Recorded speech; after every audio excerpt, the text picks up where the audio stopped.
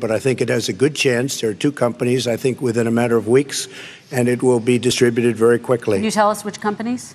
Johnson & Johnson is doing very well. Moderna is doing very well. Pfizer is doing very well. And we have numerous others. Then we also have others that we're working on very closely with other countries, in particular Europe. I learned a lot. Great doctors, great hospitals. And now I recovered. 99.9 of young people recover. 99% of people recover. We have to recover. We can't close up our nation. We have to open our school, and we can't close up our nation, or you're not going to have a nation. He says that we're learning to live with it. People are learning to die with it. You folks home will have an empty chair at the kitchen table this morning. That man or wife going to bed tonight and reaching over to try to touch out of habit where their wife or husband was, is gone. Learning to live with it. Come on. We're dying with it because he has never said, you said it's dangerous. When's the last time? Is it really dangerous still? Are we dangerous? You tell the people it's dangerous now? What should they do about the danger? And you say, I take no responsibility. We can't keep this country closed. This is a massive country with a massive economy. People are losing their jobs. They're committing suicide. There's depression, alcohol, drugs at a level that nobody's ever seen before. There's abuse, tremendous abuse. We have to open our country. If you go and look at what's happened to New York, it's a ghost town.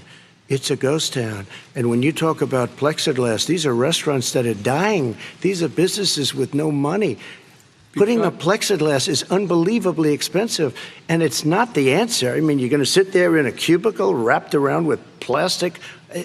These are businesses that are dying, Joe. You can't do that to people. You just can't. Take a look at New York and what's happened to my wonderful city for so many years. I loved it. It was vibrant. It's dying. Everyone's leaving New York. President Trump. Look, perhaps just to finish this, I was kidding on that, but just to finish this. By the way, so far, I respect very much the way you're handling this. President Trump, I think we have to respond, if I might. Please, and then I have a follow-up. Thank you, and I appreciate that. What has he done? He's legitimized North Korea. He's talked about his good buddy, who's a thug, and he talks about how we're better off. You know what, North Korea? We're not in a war. We have a good relationship. You know, people don't understand. Having a good relationship Trump, with leaders of other countries is a good thing. And we had a good relationship with Hitler before he, in fact, invaded Europe, the rest of Europe. Come on. I have one final question. Would he close down the oil industry? It falls. Would you close down the oil industry? By the way, I would transition from the oil industry, yes. Oh, I will that's transition. a big statement. It is a big statement. That's a because big statement. I would stop. Why would you do that? Because the oil industry pollutes significantly. I see. Here's the deal. But that's you a can't big do statement. that. Well, if you let me finish the statement, because it has to be replaced by renewable energy over time.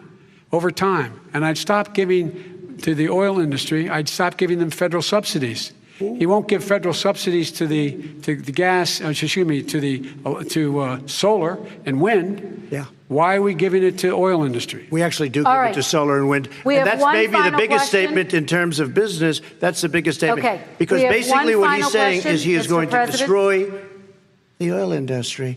Okay. Will you remember that, Texas? Will you remember that, Pennsylvania, Oklahoma? Vice President Biden, let me give you 10 seconds to respond, Ohio. and then I have to get to the final question. Vice President Biden.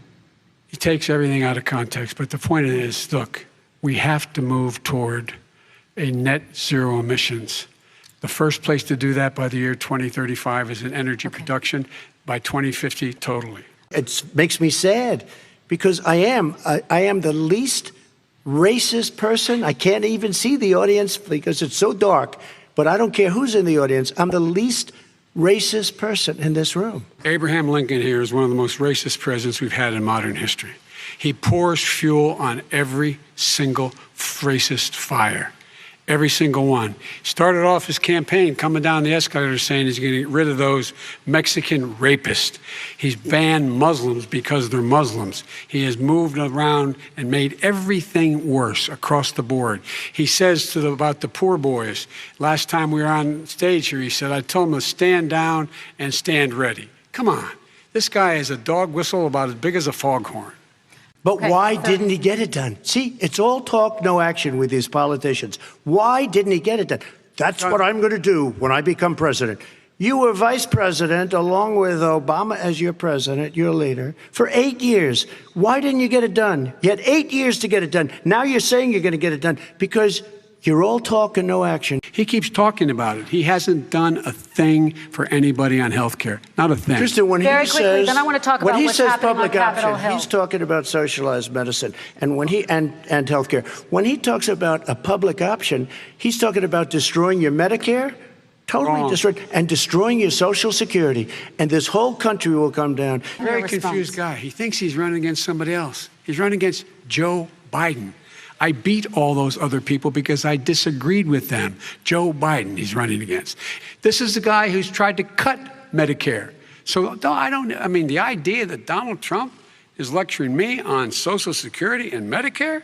Why didn't you do that 4 years ago, even less than that? Why didn't you do it? You were vice president. You keep talking about all these things you're going to do and you're going to do this, but you were there just a short time ago and you guys did nothing. We did. You know, Joe, I ran because of you.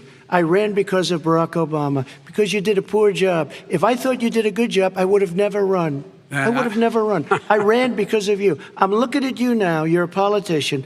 I ran because of you. Mehr Nachrichten und Breaking News nur bei Bild. Schau dir hier das nächste Video an und vergiss